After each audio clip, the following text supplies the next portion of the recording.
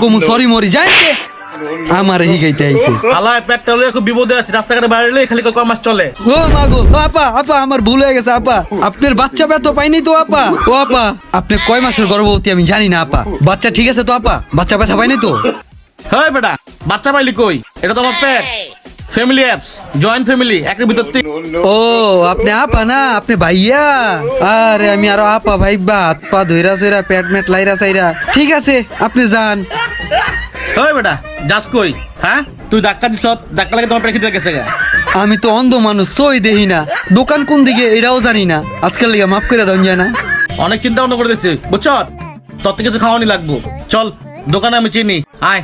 ভাই শুনেন আমার একটা কথা, আমার কাছে কোনো টাকা পয়সা নাই, আর আমি এখন এক গুনবেন আপনি দুধ দিমু, দুই গুনবেন জোরে দুধ দিমু, তিন কইবেন যামু এখান থেকে আমি দুধ দিয়া। ওই বেটা অন্ধ, আসতে যা, সামনে কার আছে? ভাই কেউ আছেন